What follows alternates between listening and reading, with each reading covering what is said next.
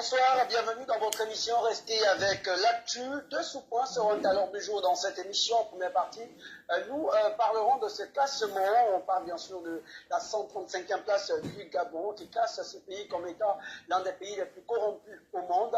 Et en deuxième partie de cette émission, nous allons revenir sur cette conférence de presse du parti l'Union démocratique des bâtisseurs.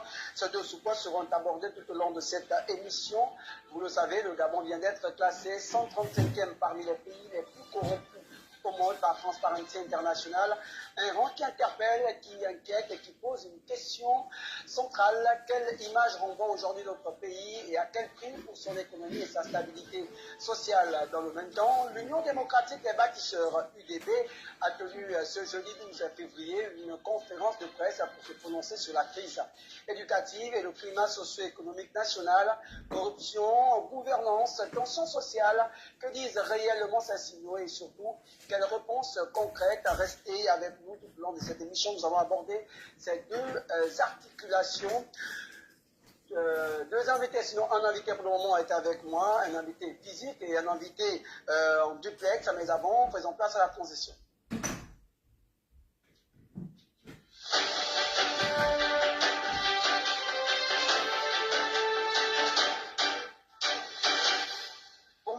Je suis avec Jean-Chrysostome Monjo-Bisnet. Vous êtes expert en démocratie et bonne gouvernance et surtout expert en relations internationales. Bonsoir. Bonsoir, M. Pasteur. Ça va, c'était l'invitation.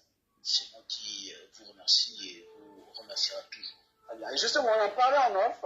Vous étiez en train de me dire que votre expertise ne souffre d'aucune contestation et vous avez tenu à apporter les preuves de votre expertise sur ce plateau, c'est cela? Mais bien sûr, Monsieur Pasteur, vous savez, pendant que d'autres dorment, nous passons du temps toujours à apprendre parce que apprendre ne finit jamais. Donc, vous avez justement été un peu surpris de mon absence durant le mois de janvier. Eh bien, c'est parce que je suis effectivement encore allé refaire une autre expertise maintenant en relations internationales. Vous pouvez bien sûr présenter ça à la caméra. Vous avez un certificat d'expertise. Présentez ça à la caméra pour que les Gabonais puissent rapprocher ça vers vous. En démocratie, très bien. Merci à Randy Jumas. Gouvernance et la prochaine que j'ai faite justement en relations internationales. Très bien.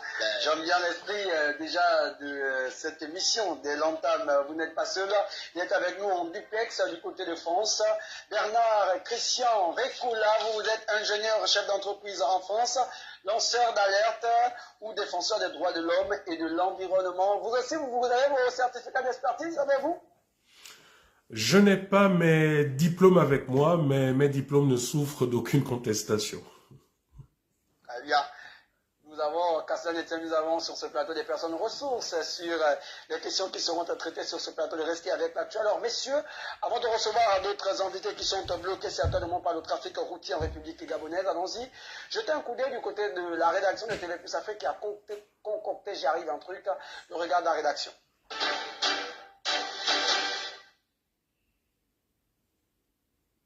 Alors que les classements internationaux continuent d'associer le Gabon à une perception élevée de la corruption, la question dépasse désormais le débat politique. Car au-delà des faits, c'est l'image qui influence les décisions économiques. Et cette image peut peser lourd sur l'économie réelle. Dans le monde des affaires, la confiance est une monnaie. Les investisseurs nationaux comme étrangers scrutent la stabilité institutionnelle, la transparence des règles et la fiabilité des procédures. Une perception négative accroît la prudence, multiplie les audits, rallonge les délais et augmente le coût du capital. Dans certains cas, elle oriente les flux financiers vers des marchés jugés plus prévisibles. A l'inverse, des signaux forts en matière de gouvernance peuvent déclencher un regain d'intérêt et stimuler les investissements. Pour les petites et moyennes entreprises, l'impact est encore plus tangible. Un climat perçu comme opaque nourrit les incertitudes.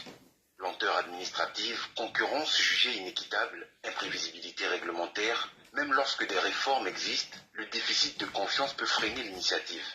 Certains entraîneurs hésitent à formaliser leur activité ou à investir davantage, ce qui affecte directement la création d'emplois et la vitalité du tissu économique local. Mais les faits ne s'arrêtent pas aux entreprises, l'économie repose aussi sur la confiance des citoyens. Lorsque la gestion des ressources publiques est mise en doute, Le rapport à l'impôt, l'épargne et la consommation peut évoluer. La méfiance favorise l'économie informelle et affaiblit le contrat social. À l'inverse, une gouvernance perçue comme rigoureuse peut renforcer l'adhésion collective et soutenir la croissance. En définitive, la perception de la corruption agit comme un baromètre économique. Elle ne mesure pas seulement l'intégrité des institutions, elle conditionne l'investissement, l'entrepreneuriat et la dynamique de relance. Dans le contexte actuel, restaurer la confiance pourrait bien être l'un des leviers les plus stratégiques pour l'économie gabonaise.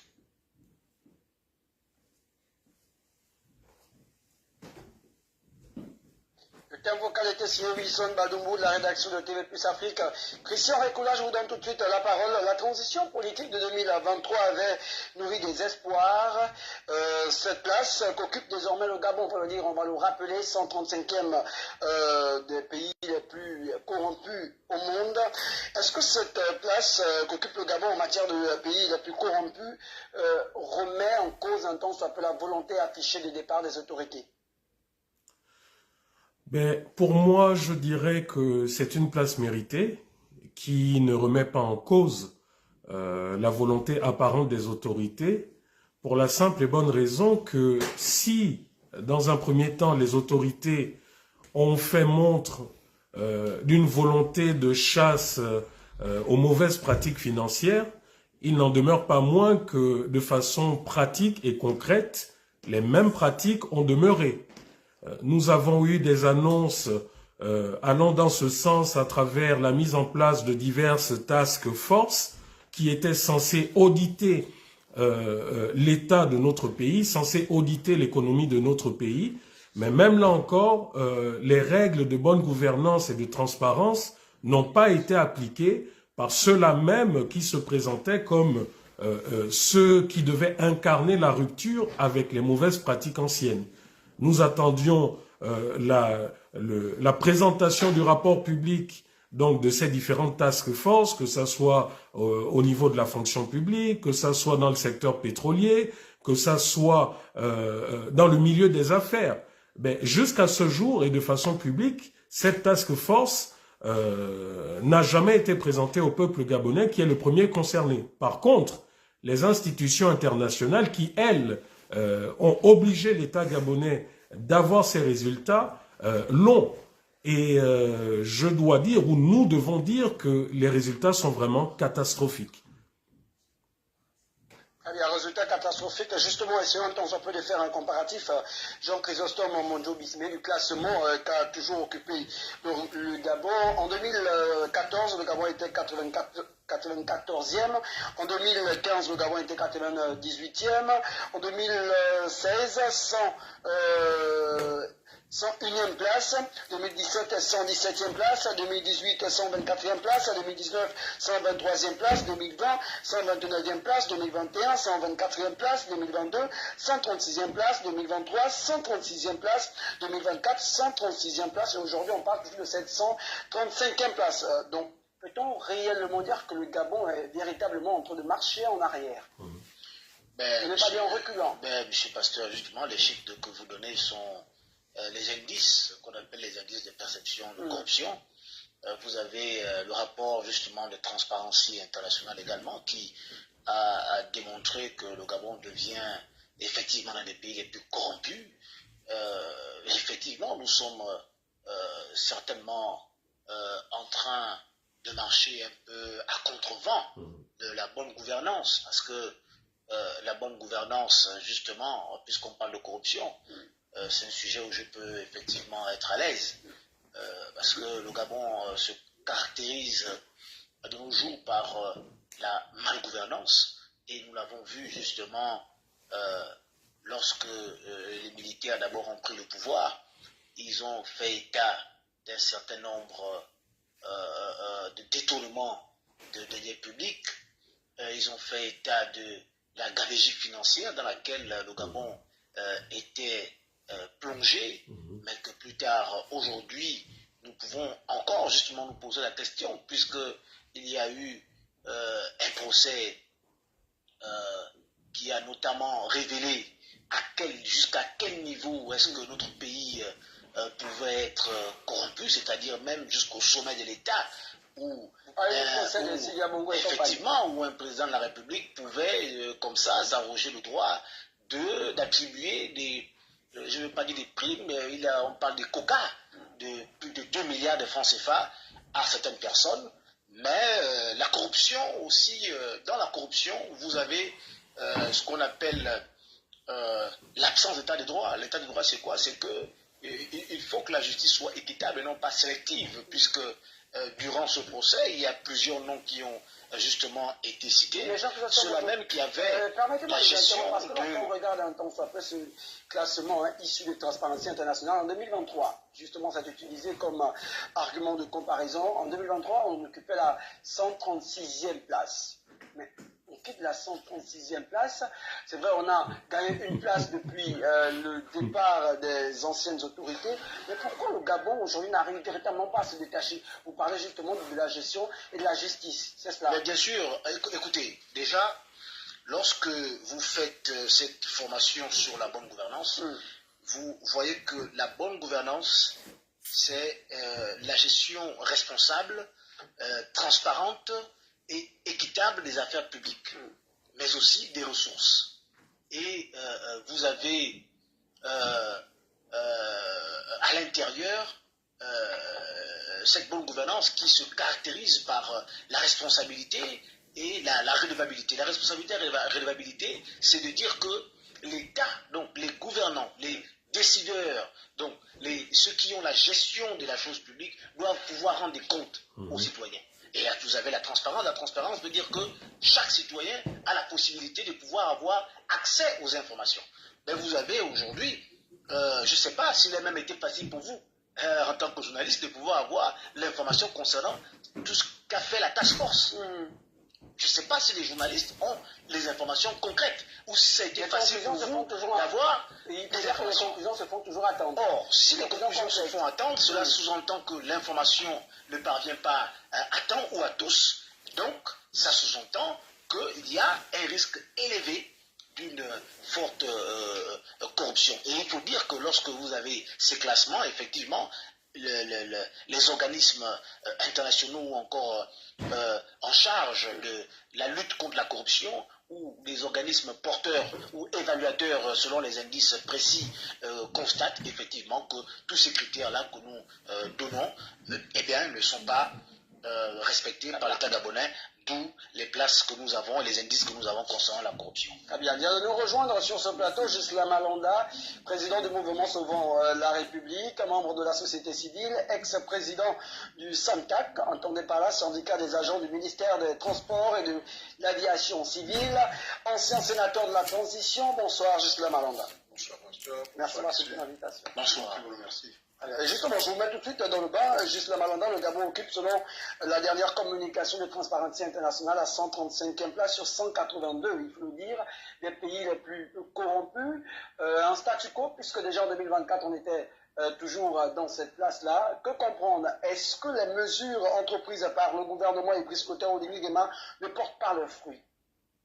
Écoutez, on ne peut juger un bilan que par un constat. Et il s'agit de la corruption et vous avez déjà situé par rapport au positionnement selon Transparency International et qui place le Gabon à la 135e place sur 182. Ça veut dire que le problème reste entier, le problème de corruption dans notre pays reste entier et que malgré les mesures prises, nous ne percevons pas actuellement nous ne percevons pas encore les résultats.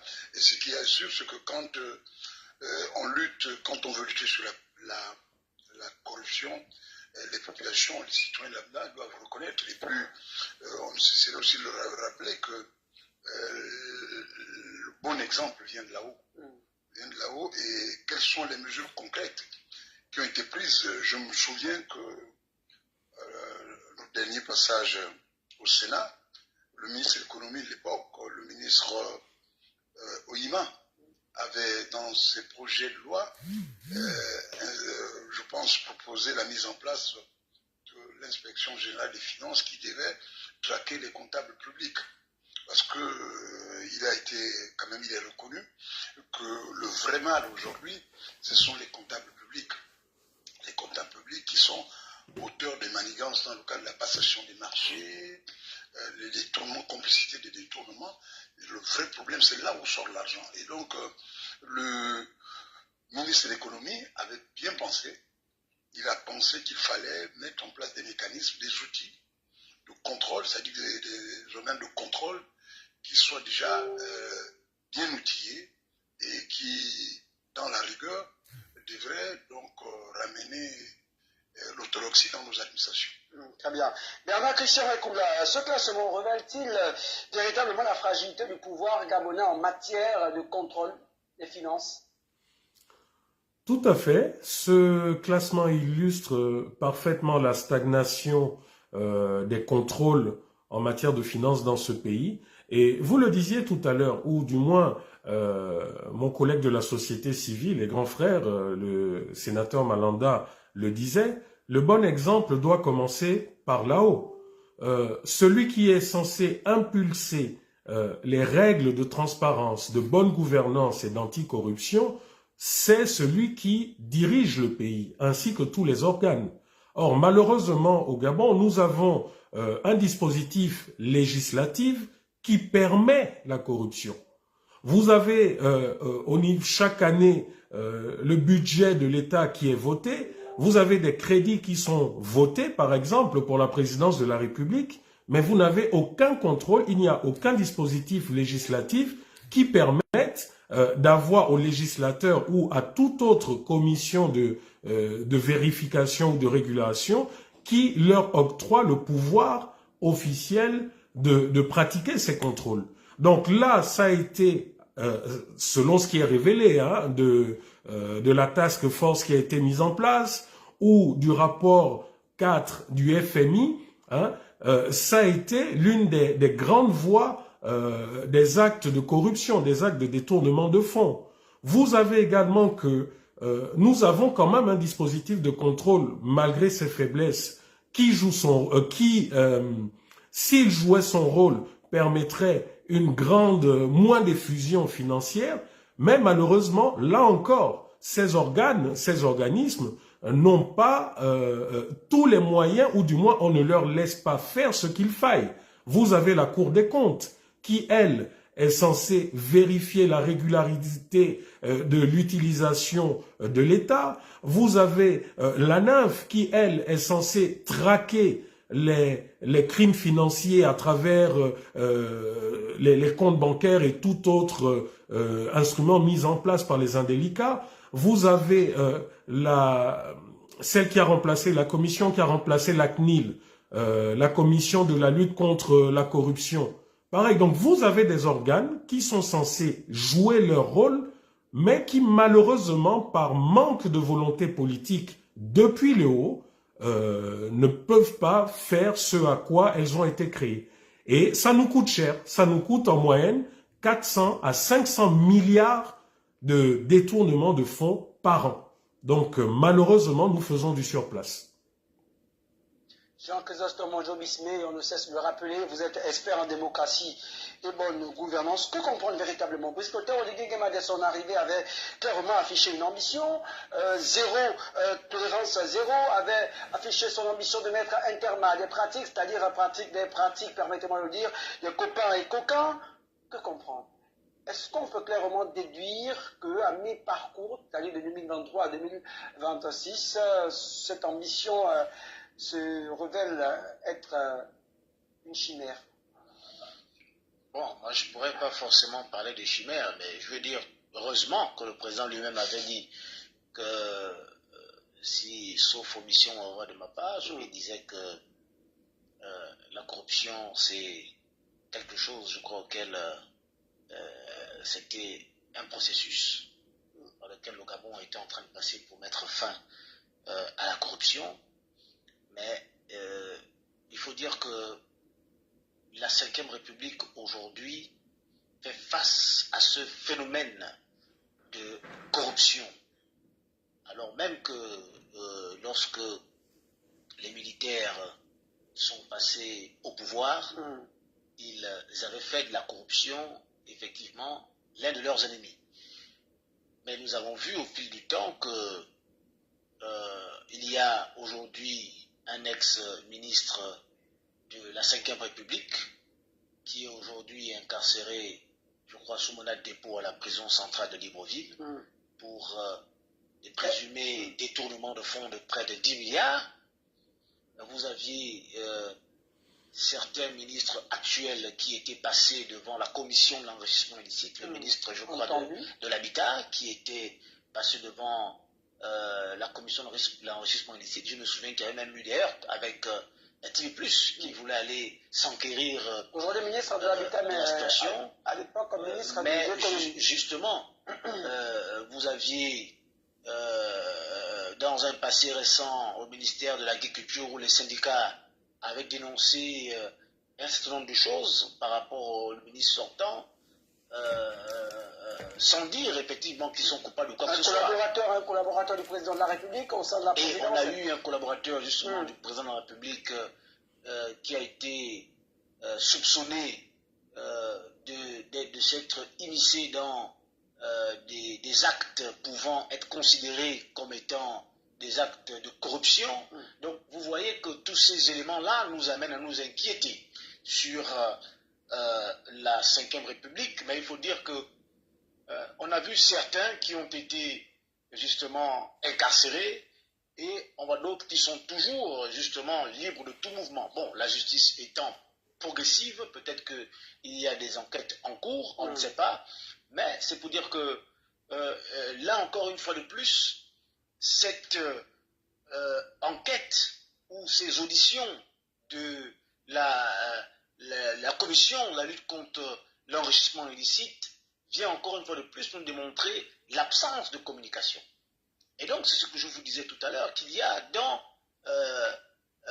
la bonne gouvernance, qui est le contraire de la corruption, vous avez, M. Pasteur, le fait que les gouvernants doivent faire preuve de transparence. Transparence veut dire que les citoyens doivent pouvoir jouer ce rôle de contrôle par l'accès facile, clair et de manière précise à l'information. Mais à l'heure actuelle, nous n'avons aucune information sur les auditions de la commission de la lutte contre l'enrichissement illicite qui s'est faite avec le ministre actuel de l'Habitat, qui était à l'époque ministre de l'économie. Et aujourd'hui, ça peut nous amener à nous questionner sur la manière dont certains peuvent être traités vis-à-vis de la corruption et de la manière dont d'autres pourraient être traités vis-à-vis d'une supposée corruption. Et donc, cette Ve République-là fait face à ce défi majeur qu'est la corruption, face à l'état de droit, parce que les lois sont là pour tous. Il faut une justice sociale, une justice équitable, il faut une justice transparente, il faut une justice non sélective qui va venir justement démontrer que notre pays est en train d'avancer vers la lutte contre la corruption, car actuellement il est difficile de pouvoir apprécier clairement en disant bon, parce qu'on a arrêté 2 ou 3, pendant que d'autres, il y a des enquêtes en cours, on ne sait pas. Donc il faut que la Ve République, telle qu'elle a jugé, fasse encore plus pour de transparence par rapport à la communication, à l'information que doit avoir le peuple face à la corruption. Mais juste là, Malanda, l'objectif était affiché, je le disais tantôt, aller lutter contre la corruption, puisque Olivier m'avait même présenté la méthodologie des déclarations de biens avant et après l'entrée au gouvernement, et on revient sur cette règle, la transparence, la communication. Peu de ministres, peu de Gabonais savent aujourd'hui combien un ministre avait avant son entrée au gouvernement et après son entrée au gouvernement. Écoutez, déjà, je salue mon petit frère Christian Ricoula au passage, ça fait longtemps que je n'ai pas échangé avec lui, donc c'est déjà un plaisir de me retrouver avec lui sur ce plateau. Alors il a évoqué les faiblesses des organismes chargés de lutter contre la corruption. Alors il faut vraiment que le gouvernement prenne des mesures concrètes. Donc, il y a quelque chose ici, que le gouvernement prenne des mesures concrètes qui soient ressenties par les populations. Et quand on parle de la faiblesse même des acteurs, à savoir les organismes chargés de lutte contre l'enrichissement illicite, il y a aussi la société civile qui devait jouer son rôle. Et dans ce cas, le cas du Gabon, et même les médias sont muselés. les membres de la société civile souvent sont traqués quand ils dénoncent la corruption. Et ça, je pense que si on laisse ces acteurs-là faire leur On travail... parlait de médias muselés, nous sommes regardés à l'international, à TV Plus Afrique, de moins l'émission, qui avec l'actu aborde les questions sans être véritablement... Oui, bon, vous le dites, peut-être vous l'avez peut-être fait peut-être une particularité, mais sinon, je pense que la manière dont vous traitez les sujets courants ne sont pas, c'est pas la même manière que de Gabon Première et les autres chefs d'État. C'est le cas d'une question de ligne éditoriale, voilà. Malamba. Non, c'est pas une question de ligne éditoriale. Le problème de la corruption touche, impacte sur le développement. Et que Gabon Première et les chaînes nationales sont entretenues par le contribuable. Donc, il est question ici de traiter les problèmes et qui, avec toute la liberté qui se doit pour édifier les Gabonais sur des problématiques aussi importantes. Donc, la lutte contre la corruption doit être une priorité pour garantir le développement durable de notre pays. Et donc, je disais que vous avez évoqué évidemment que est-ce que le président de la République, quel est vraiment le poids du président de la République dans la lutte contre la corruption? Je dis le président de la République souffle des douaniers, insuffle une politique. Il a maintenant que de manière sectorielle que ces ministres suivent. Et la problématique qui se pose aujourd'hui, on a comme l'impression que certains ministres ne suivent pas. Certains ministres ne suivent pas. Et c'est là le problème. Parce que est-ce que c'est le manque de discernement? Est-ce que c'est le manque d'attention de l'exécutif? Je ne sais pas comment on peut traduire ça. Parce que un fléau comme celui-là devait, j'insiste, doit être une priorité pour aboutir à une gouvernance saine. Très bien. Maintenant, si vous savez que la corruption est au cœur même des dysfonctionnements d'un État, je pense qu'il faut en faire une priorité. Très bien. Cela peut être considéré comme étant négligeable, on va le dire ainsi, parce que lorsqu'on regarde le tableau, en 2024, le Gabon était à la 136e place, 2025 à 135e place, on gagne quand même une place. Bernard Christian Récoula, je vous pose cette question. Depuis l'arrivée de Brice Clotaire Oligui, on assiste quand même ou encore à des arrestations. Peut-on dire que cette méthode de Brice Clotaire Oligui apporte aujourd'hui des fruits au point de faire progresser le Gabon de 1 point?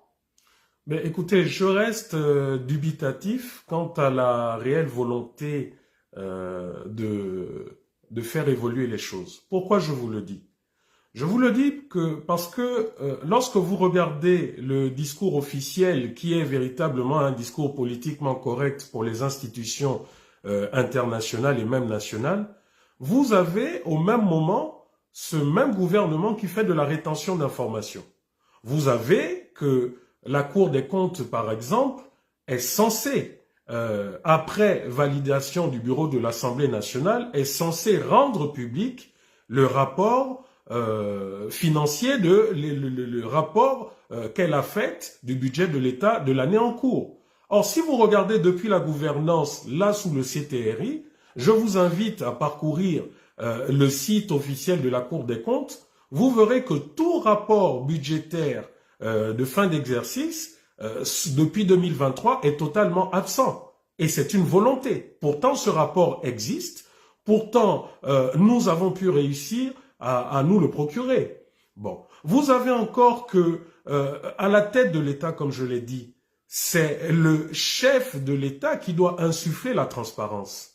Or, malheureusement, la transparence n'y est pas. Personne ne sait quel est le salaire du chef de l'État et de ses ministres. Personne ne sait comment les sous de l'État, à travers des fonds politiques et autres, sont utilisés parce qu'il n'y a aucun mécanisme de contrôle. En ce qui concerne la répression judiciaire, on constate que cette répression judiciaire est à géométrie variable.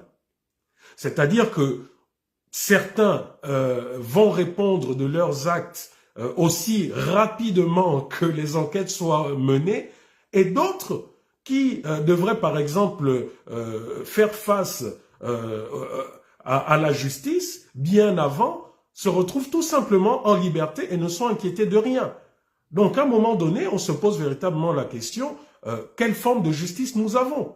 Nous avons une justice à géométrie variable où nous avons en 2023, des personnes ont été débarquées de leur poste pour des fortes soupçons de corruption et jusqu'à ce jour, ces personnes sont en liberté. Ça, on peut en parler concernant l'ancien directeur du budget qui a été débarqué pour des forts soupçons de pratiques financières peu orthodoxes. On peut le dire, par exemple, pour l'ancien directeur général de la GOC et de beaucoup d'autres. Aujourd'hui, ils ne sont pas inquiétés. Par contre, d'autres, tels que ça a été évoqué auparavant, tels que le ministre Siffon, en l'espace de 2 à 3 semaines, la justice a été prompte à réagir. Nous avons eu le procès, vous en avez parlé. Est-ce que cette avancée, est-ce que cette façon de faire, cette méthodologie ne prouve pas la volonté des autorités de... Non, je ne pense pas. Je ne pense pas parce que si au même moment vous prenez le discours du général Oligui qui publiquement dit que nous ne pouvons pas arrêter tout le monde sinon les prisons seront remplies, ça veut dire que volontairement il fait déjà une entorse à la loi parce que la loi dit celui qui a commis une faute doit faire face à cette faute par rapport à ce que dit la législation gabonaise. Donc, c'est pas à Brice Clotaire Oligui Nguema déjà de dire publiquement que nous ne pouvons pas arrêter tous ceux qui ont commis des impairs financiers. Et là, la question qui se pose, c'est, alors dans ce cas, qui choisit, qui doit répondre, qui doit faire face à la justice et qui ne doit pas faire face? Parce que si aujourd'hui nous avons eu ce procès tant attendu, bien que décrié par sa manière, mais tant attendu quoi qu'il en soit, si nous avons pu avoir des informations qui ont conduit certaines personnes à répondre de leurs actes et aujourd'hui à purger une peine de prison, nous ne comprenons pas comment des acteurs qui ont été des acteurs clés dans ces détournements massifs de fonds soient aujourd'hui en liberté. Hein? Je vais parler de ceux-là qui ont été cités au cours de ce procès. Je vais parler de l'ancien directeur général du Trésor public, M. Yann Koudjé. Je vais parler des directeurs généraux de BGFI ou des PCA, M. Oima, hein, et de toutes ces banques. On ne comprend toujours pas comment ces personnes, aujourd'hui, jouissent de leur liberté, alors qu'ils sont, à s'en tenir, hein, à tout ce que nous avons appris, ils sont au cœur d'un génocide. D'un génocide financier. Sur cette question, doit-on mettre cette affaire sur le dos de Brice Clotaire Oligui Nguema quand on sait que plusieurs personnes revendiquent la liberté et la séparation sous tous les pouvoirs? Ben, c'est ce que je dis. C'est ce que je dis. La justice incombe à Brice Clotaire Oligui Nguema aujourd'hui. C'est ce que je dis. C'est que Brice Clotaire Oligui Nguema, déjà, n'a pas, en tant que chef de l'exécutif et celui qui est censé se tenir à la loi, il n'a pas à sortir des discours selon lesquels on ne peut pas mettre tout le monde en prison, sinon les prisons seront remplies. C'est pas son rôle, c'est pas à lui de le dire. C'est au ministre de la Justice, tout simplement, de mettre en branle. Ce discours a été tenu pendant la transition, il est important de le rappeler. Mais n'oublions pas que la transition était censée... Ce discours de Brice Clotaire Oligui Nguema a été tenu pendant la transition. Ça n'absout pas... On peut les faire relever après cette transition. Non, non, la mais... question est la suivante. Non. Est-ce que la multiplicité des arrestations ne prouve pas la volonté des autorités et pourquoi pas de la justice gabonaise à agir de manière transparente et libre? Non, il ne faut pas botter en touche en disant ça relève de la transition. N'oublions pas une chose, c'est que la transition a été instaurée pour restaurer les institutions. Et parmi ces institutions, ce sont les institutions judiciaires. Donc, en pleine transition, Brice Clotaire Oligui Nguema ne pouvait pas le dire. Bon, si véritablement aujourd'hui, il y a une séparation des institutions, alors comment ça se fait que les personnes suscitées précédemment n'aient toujours pas rendu des comptes face à la justice? Donc, dire aujourd'hui qu'il y a une véritable volonté, je me porte en faux parce que on se rend compte que c'est sélectif, que ceux qui doivent rendre des comptes de façon sélective. Et la question qu'il faut se poser, c'est qui décide alors de qui doit rendre des comptes et qui ne doit pas rendre des comptes. Très bien. Jean Chrysostome, aujourd'hui, nous sommes sous cette 5e République, plusieurs personnes prônent, d'ailleurs vous avez aussi prôné la séparation des pouvoirs. Sur l'affaire de Yann Koudjé, les noms qui ont été cités bien sûr pendant le procès des Valentin Bongo et compagnie, est-ce que cela incombe à Brice Clotaire Oligui Nguema ou à la justice de s'assurer de la finalité de ce procès? Mais cela n'incombe justement pas à Brice Clotaire Oligui Nguema. D'ailleurs, Brice Clotaire Oligui Nguema, lorsqu'on lui demandait lorsqu'on parlait de Kelly Ondor, il avait justement fait état de ce que il démontrait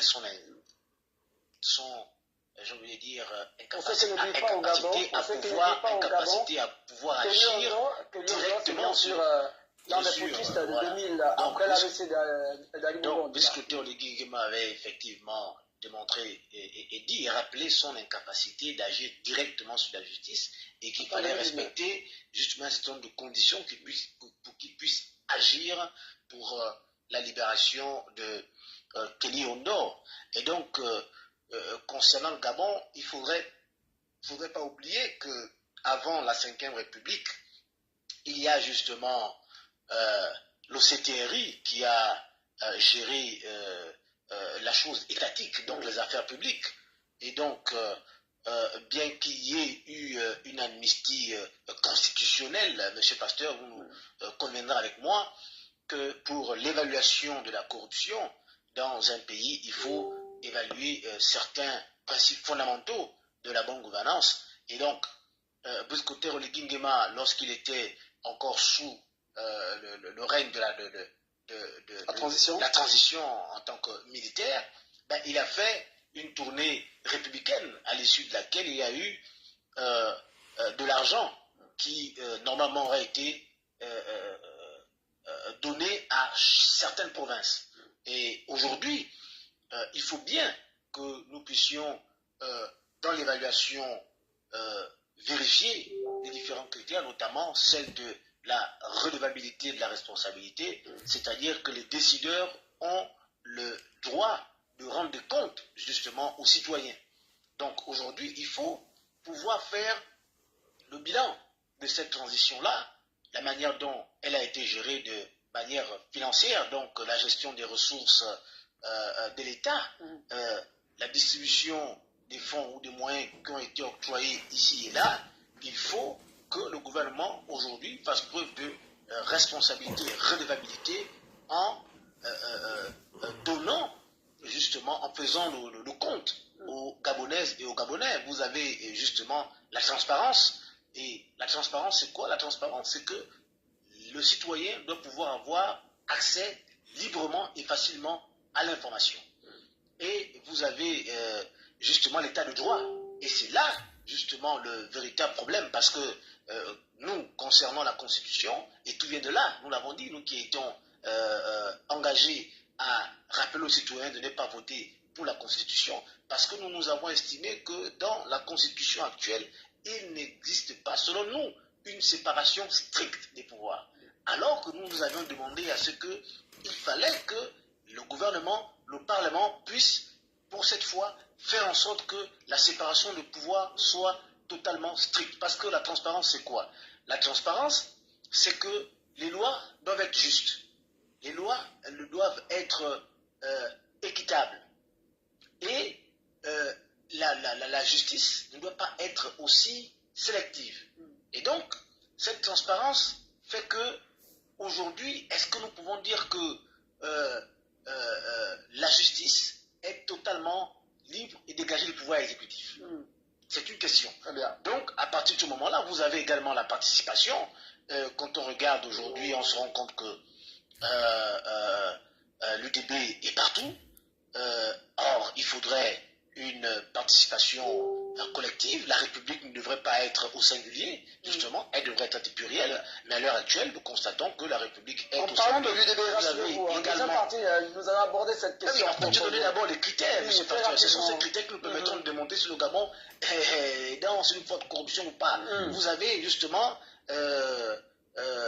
l'efficacité ou l'efficience, ça veut dire l'utilisation optimale des ressources pour la recherche de la réalisation des objectifs. Et vous avez l'équité et l'inclusion. Ça veut dire que cette gestion de ressources doit pouvoir rechercher quoi? Doit pouvoir rechercher l'intérêt général de la population. Et est-ce que c'est le cas aujourd'hui? Et à partir de tous ces critères, nous pouvons vérifier si le Gabon, bien évidemment, est en train d'avancer ou de reculer en matière de Eh bien, là, Christian Ekula, comme plusieurs Gabonais, s'interrogent ou s'interrogeaient sur les salaires des ministres, des présidents de la République. Et si on se fie quand même à la communication sur un plateau de nos confrères du média Afrique News, de Julien Kourbekale, qui est quand même un ancien Premier ministre de la République, il parlait des salaires de 7 500 000 pour le président de la République, chef du gouvernement, Premier ministre 4 700 000, ministre d'État 3 500 000, ministre simple 3 millions, ministre délégué 2 500 000. Reste à savoir si ces chiffres sont toujours d'actualité. On me signale, Randy Joumas me signale que vient de nous rejoindre également Murphy Landira. Il est acteur politique, membre Union démocratique des bâtisseurs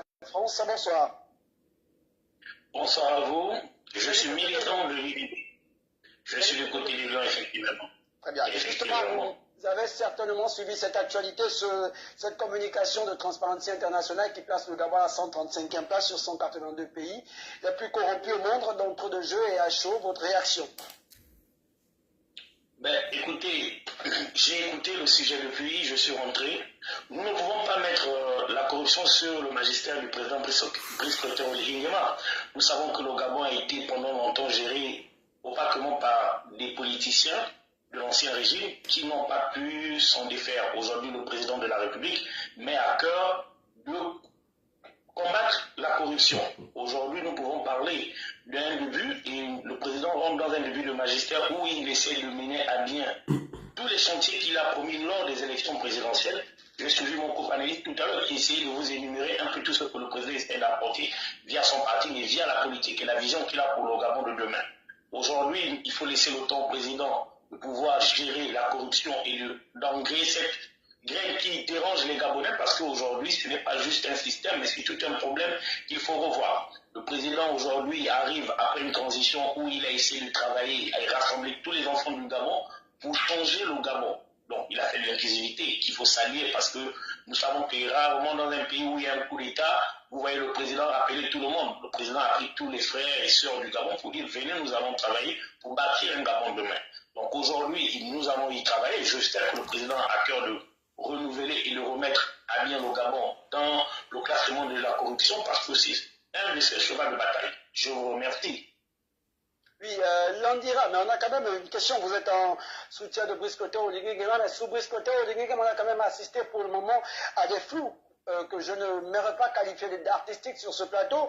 On a eu des chantiers CTRI qui sont aujourd'hui pour la plupart à l'arrêt. On a bien sûr l'arrestation de plusieurs proches de Brice Clotaire Oligui Nguema pour malversation financière, même si la loi reste encore à se prononcer. Est-ce que ce chapelet d'exemples ne vient véritablement pas donner l'épaisseur à ce qu'estime que Brice Clotaire Oligui Nguema est à côté de la plaque en matière de lutte contre la corruption, pour le moment? Ben, là, vous faites un point son contraire parce que vous parlez bien que le président a lancé des chantiers où on a découvert des corruptions et quelqu'un membre proche du président. Il y a eu des chantiers lancés sur la transition CTRI, financés le monstre estampillé CTRI, qui aujourd'hui ne fonctionne plus, pour parler ainsi. Mais je pense que vous avez suivi le procureur de la République qui a annoncé des investigations sur les sommes qui ont été données lors du passage du CTRI lors de la transition. Ils mèneront des enquêtes, laisser la justice mener les enquêtes, nous dévoiler les résultats des enquêtes et le pourquoi certains chantiers ont été en arrêt. Nous ne pouvons pas réagir à chaque moment. Vous savez, au Gabon, on a constaté qu'on réagit à toute information qui nous est relayée sur les réseaux sociaux ou dans les journaux. Aujourd'hui, il faut laisser la justice faire son travail, mener des investigations, comprendre le comment et le pourquoi des arrêts des chantiers. S'il y a une corruption, nous savons que la justice va saisir. Nous avons vu des exemples. Le président, même si vous êtes proche du président et qu'il y a un souci, le président a toujours su agir en toute impartialité. Donc, laissons la justice faire le travail. Pour le moment, nous ne pouvons pas aller dans des présomptions ou dans des accusations non fondées sans avoir des éléments concrets pour pouvoir accuser quiconque, monsieur.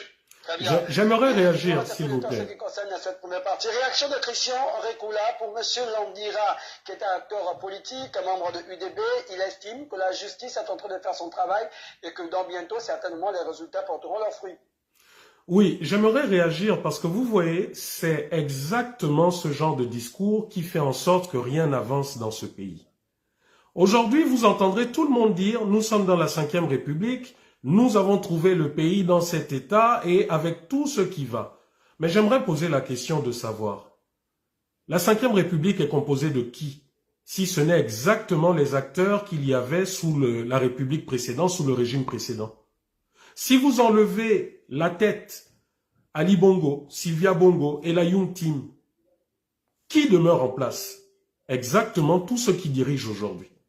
Donc quand j'entends à chaque fois, nous avons trouvé le pays dans cet état, le président de la République est en train de travailler, j'ai envie de dire, mais enfin, arrêtez d'infantiliser les Gabonais. La Ve République actuelle, tous les acteurs de cette fameuse Ve République sont ces acteurs-là qui ont contribué à détériorer le tissu économique et social de ce pays.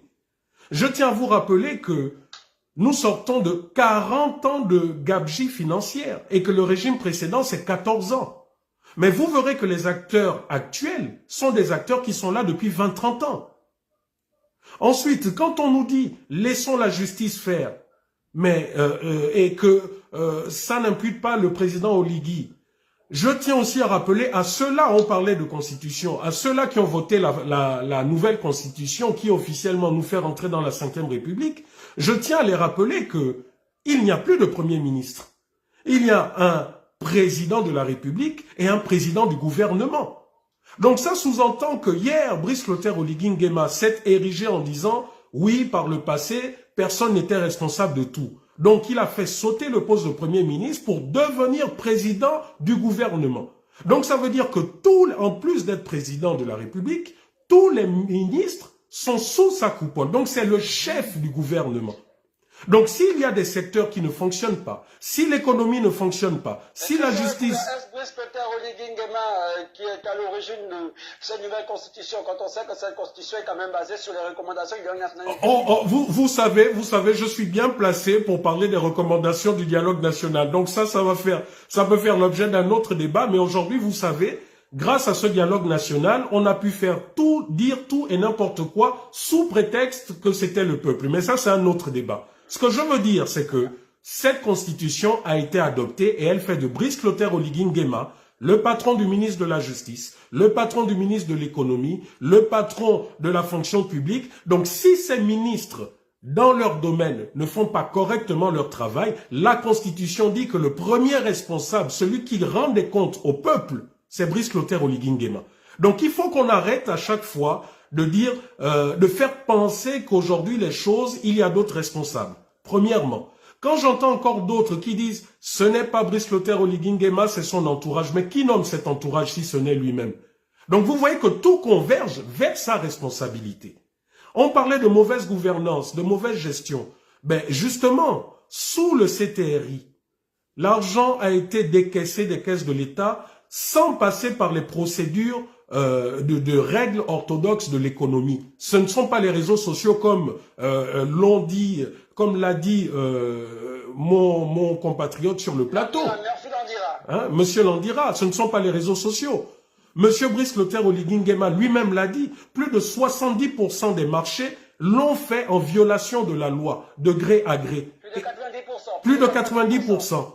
Hein? De gré à gré. Voilà. Donc il faut dire que le problème, c'est que nous avons exactement des acteurs qui étaient là et nous n'avons pas une réelle volonté. Parce que quand il y aura une véritable volonté de sanctionner, croyez-moi, le phénomène de la corruption va s'estomper rapidement. Je ne dis pas qu'il va totalement disparaître, parce qu'il n'y a aucun pays au monde où il n'y a pas de corruption. Mais je dis... Malheureusement, oui. Voilà. 30 secondes, allez-y en 30 secondes, chutez. Ok, je suis en train de dire que tant que la justice ne sera pas libre et indépendante et n'appliquera pas les textes de loi, nous continuerons. Je peux vous donner un exemple, simple pour chuter. Comment vous pouvez concevoir que nous avons des acteurs politiques hier et aujourd'hui qui ont été condamnés en France auprès de la justice internationale pour avoir fait sortir de l'argent illégalement au Gabon, et au Gabon ils ne sont inquiétés de rien. Il y a quand même un problème. Très bien. Malheureusement, le temps file à vitesse grand V, du moins en ce qui concerne cette première partie. Messieurs, dernier tour de table, je sens et je sais que vous voulez absolument rebondir sur cette affaire. Mais passons sur cette deuxième interrogation, ou dernière interrogation. Ghislain Malonda, cette image du Gabon peut-elle accroître la prudence des investisseurs? Bien sûr, monsieur. Dites-moi quel investisseur pas aller s'engouffrer dans un pays. Des créanciers, d'ailleurs. Les créanciers, dites-moi dans quel pays les investisseurs vont aller s'engouffrer. Non, pas du tout. Ce qui est sûr, c'est qu'il n'y a aucune garantie tant qu'on n'a pas lutté contre la corruption. Moi, je pense qu'il faut plus passer à autre chose. Il faut plutôt faire les propositions. Quelles sont les propositions qui sont faites? C'est-à-dire qu'il faut renforcer les institutions de lutte contre la corruption. Il faut promouvoir la transparence et la responsabilité de tout un chacun. Il faut protéger les lanceurs d'alerte et les journalistes d'investigation, comme vous. Parce que, évidemment, vous jouez un très grand rôle. Il faut mettre en place des mécanismes de suivi et d'évaluation. C'est très important aussi. La sensibilisation. Et en amont, déjà, il faut mettre des moyens au niveau de la justice. Parce que le problème de la justice est très important. Et là, Bernard vient de le dire, pour le sempiternel problématique de la séparation de pouvoir. Il faut donner des moyens et il faut mettre les magistrats à l'abri du besoin. Parce que si la mafia, si la corruption vient déjà de la magistrature, ce qui est sûr, c'est qu'on ne va jamais trouver de solution à ce fléau. Donc il faut vraiment que la magistrature, c'est-à-dire que la justice joue son rôle. La justice joue son rôle. Donc maintenant, on insistait sur le justificatif qui consiste à nous ramener, à nous ressasser la gouvernance héritée du système dessus. Je pense qu'il faut que ça s'arrête maintenant. Il faut que ça s'arrête parce que on a comme l'impression que les 90% des marchés passés de gré à gré, c'est sous Ali Bongo. Non, le constat qui est fait, c'est depuis l'arrivée du président Brice Oligui, on constate que près de 90% des marchés sont passés de gré à gré. Et on sait ce qui se cache derrière les marchés de gré à gré, c'est la pure corruption. Et cela, donc il faut maintenant verrouiller, respecter stricto sensu les dispositions du code des marchés publics. Très bien. Jacques Zosto, mon jeu, je suis partagé entre vous donner la parole et donner la parole à Londira par souci, par souci d'équité. Rassurez-vous, il y a une deuxième partie. Ok, donc 30 secondes. Ensuite, on permettra... Oui, merci des 30 secondes. Je vais aller rapidement vous dire que je suis en total désaccord avec ce que dit le membre de l'UDB, bien qu'il était en France notamment. C'est facile de parler lorsqu'on est du camp présidentiel, du parti présidentiel.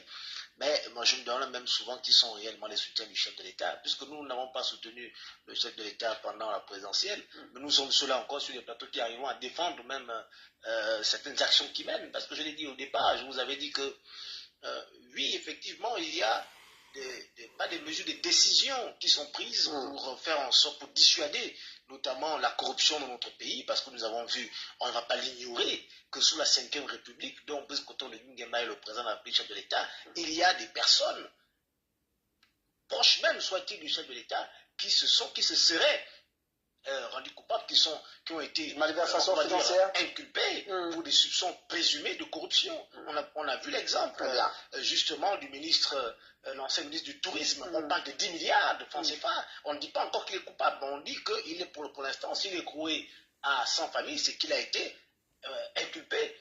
Et vous avez justement le collaborateur du chef de l'État, le conseiller spécial en charge des travaux publics, qui est, sur les informations que nous avons eues, qui nous dira si nous ne nous trompons pas, qui serait en liberté provisoire après avoir payé une caution, qui avait été aussi inculpé pour les faits justement de corruption. Et donc, vous voyez, c'est pour dire que il ne faut pas faire comme à l'époque de ceux-là même qui étaient plongés simplement dans le coulabellisme. C'est pourquoi, et vous avez vu vous-même pendant la transition, les travaux qu'il y a eu, les financements sortis par le CTRI, par le chef de l'État. Vous avez vu que au cours de la transition, il y a un moment donné où le chef de l'État, lui-même constatant la lenteur, a envoyé sur le terrain d'autres militaires qui sont allés sur place. Et quand ces militaires sont allés sur le terrain, ils ont constaté des défaillances, ils ont constaté des retards.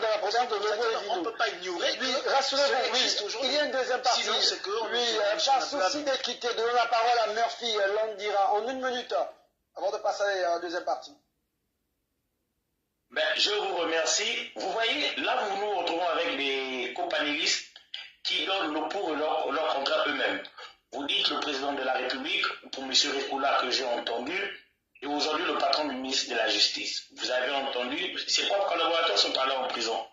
Ce n'est pas un changement, je pose juste une question. Encore qu'ils ont la présomption d'innocence puisqu'ils sont soupçonnés de malversation. Le président a saisi.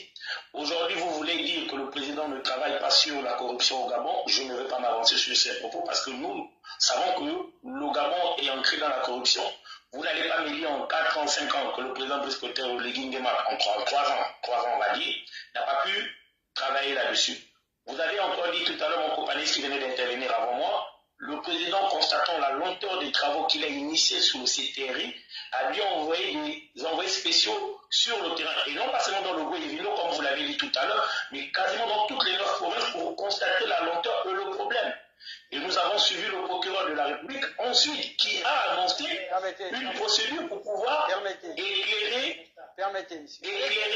la lenteur et pouvoir éclairer les Gabonais sur s'il y a détournement des deniers publics par rapport au financement qui a été octroyé par le président de la République, notamment les 7 milliards que l'on parle par province. Ensuite, vous avez aujourd'hui un ancien collaborateur du président qui a été soupçonné de malversation, qui a été innocenté, c'est la justice gabonaise, ce n'est pas le président qui a rédigé. Pour finir avec M. Rekoula, je dirais que nous avons été nous tous, lors de la concertation, on a convoqué tous les Gabonais, toutes les forces vives politiques du Gabon, pour décider de la nouvelle constitution gabonaise. C'était pas le président Brice Clotaire Oligui Nguema. Parce que vous dites, il faut qu'on arrête de mentir aux Gabonais. On ne ment pas aux Gabonais. Ce sont des Gabonais qui sont allés. Ceux qui ont décidé d'accepter de changer les choses. Nous sommes allés voter. Nous avons voté pour le oui ou le référendum. Aujourd'hui, nous n'allons pas le mettre seulement sur le président Brice Clotaire Oligui Nguema. C'était l'ensemble de la classe politique gabonaise qui a participé. Vous avez la liste des noms. Si vous voulez, on peut vous la fournir. Moi, aujourd'hui, en tant que militant et défenseur du président sur sa politique, le développement du Gabon, je dis le président travaille, laissez le temps à la justice de mettre de la lumière sur les détournements des deniers publics pour que nous puissions savoir qui a fait quoi au Gabon aujourd'hui. C'est ça le changement aussi. Je vous remercie. Très bien, si vous nous prenez à peine, sachez que vous êtes sur TV Plus Afrique et dans l'émission Restez avec l'actu, émission disponible du lundi au vendredi à partir de 22h10. Le débat se poursuit et sont avec moi depuis déjà plus d'une heure Bernard Christian Rekoula, Jean Chrysostome Mondjou Bismé, Jean Ghislain Malanda, ancien sénateur de la transition, et bien sûr Murphy Landira, acteur politique, membre de l'UDB. Le débat se poursuit juste après cette courte page publicitaire.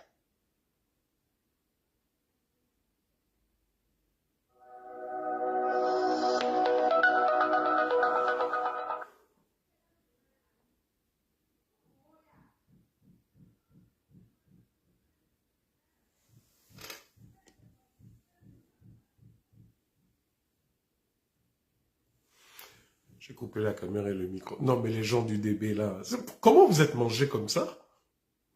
Hein? C'est votre constitution que vous avez fabriquée.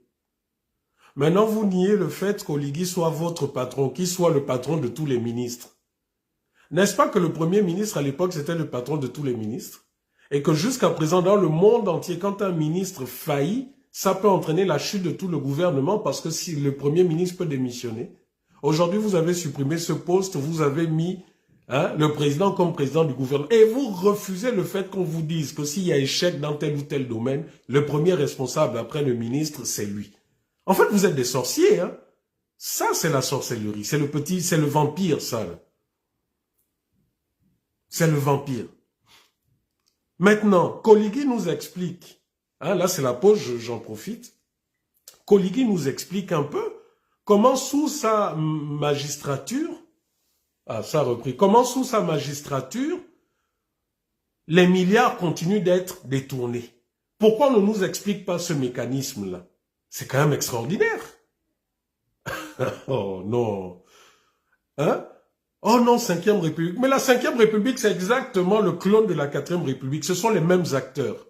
Ou bien ça aussi, ce sont les réseaux sociaux qui le disent. Parce que le frère, apparemment, qui est avec moi à Lyon, ici, dit non, les réseaux sociaux, c'est terrible, hein, ce pays. Bon, bref, je repars, je remets la caméra.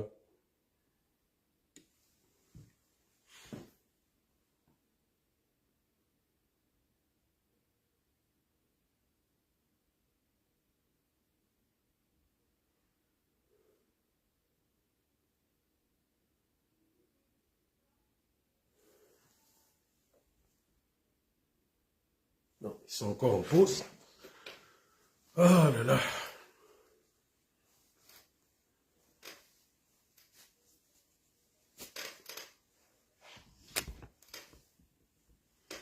Chose de ce pays-là, c'est vraiment la fatigue sévère.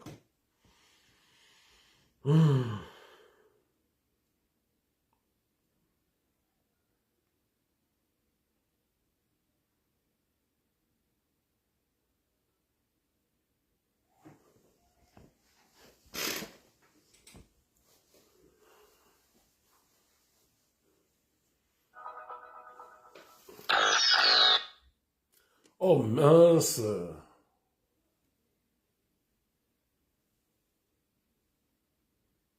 Oh mince! Je me suis éjecté. Ok. Oups.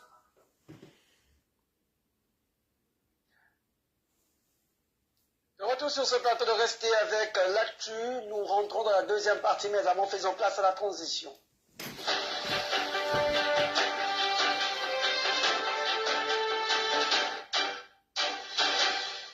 Les voix se faisaient attendre sur le silence prononcé et prolongé par le parti de Brice Clotaire Oligui Nguema, entendé par l'Union démocratique des bâtisseurs, sur l'activité, le débat politique. Hier, le directoire a bien sûr animé, le directeur de ce parti a animé une conférence de presse pour se prononcer sur les mots qui minent le Gabon actuellement et surtout sur les faits d'actualité. Je ne vous en dis pas plus, allons y retrouver cet élément de la rédaction de TV Plus Afrique qui s'étend sur le sujet.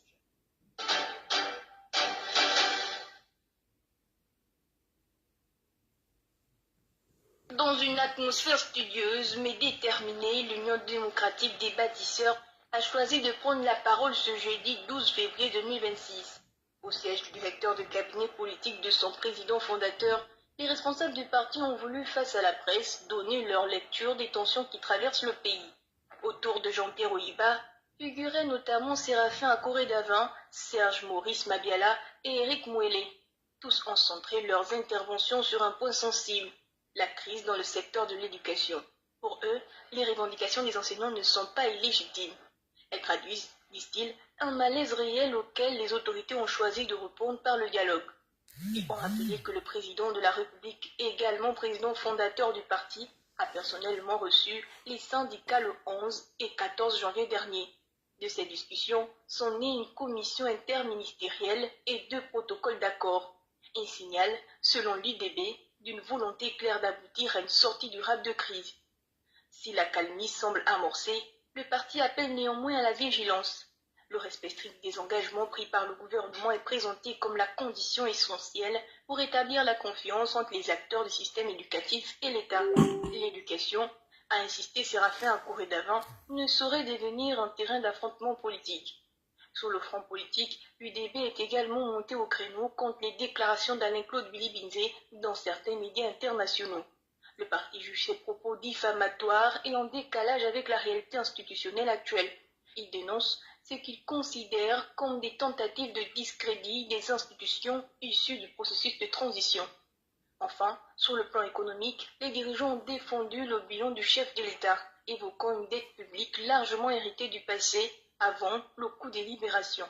Ils soulignent les efforts engagés pour redresser les finances, notamment à travers l'ouverture de discussions avec le Fonds monétaire international.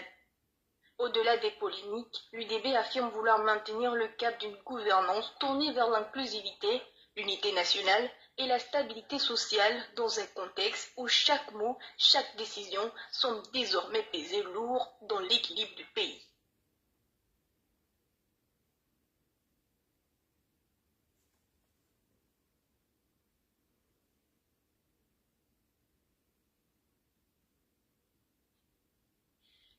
Le terme vocal était signé d'Elmar Oundou de la rédaction de TV Plus Afrique. Randy Jumas, réalisateur de cette émission, me rappelle que pour annoncer ce deuxième point, j'ai dit la rédaction s'est plantée. Non, la rédaction s'est planchée. Voilà, j'espère ne pas me planter cette fois-ci car il vient de nous rejoindre. J'espère ne pas me planter sur son nom, sur son identité. C'est un opérateur économique. Lorsqu'on parle de petits métiers à Libreville au Gabon, on ne peut ne pas citer son nom. Gaston Mindongani, opérateur économique, bonsoir. Bonsoir. Merci, c'était l'invitation. C'est TV Plus qui nous invite, on peut être là parce que c'est la chaîne de télévision qui informe quotidiennement les Gabonais. Très bien, justement, avant de rentrer de plein pied dans cette deuxième partie, on va quand même vous permettre de vous prononcer sur cette position du Gabon, 135e sur 182 des pays les plus corrompus du monde. Vous êtes opérateur économique, il y a eu cette communication des marchés passés de gré à gré. Peut-on véritablement dire qu'il y a une évolution en matière de lutte contre la corruption en République gabonaise sous cette 5e République? Non, mais le bon, c'est que ça, ce sont les éléments de ceux qui ne connaissent pas la réalité du terrain. En réalité, au jour d'aujourd'hui, quand on parle de... le Gabon a des lois, le Gabon a des institutions qui luttent contre ces phénomènes-là. Nous avons l'enrichissement illicite qui est là, qui fait son travail, nous avons une justice qui travaille, et entre ceux qui parlent à l'extérieur du pays et la réalité du pays, c'est tout autre chose. Parce que depuis l'arrivée du président de la République, Brice Clotaire Oligui Nguema, chef du gouvernement, les données ont changé.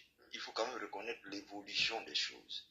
Hier, les dessous des tables qui se passaient à tout moment, ça a vraiment diminué. Ça a baissé. On ne peut pas dire que ça n'a pas évolué.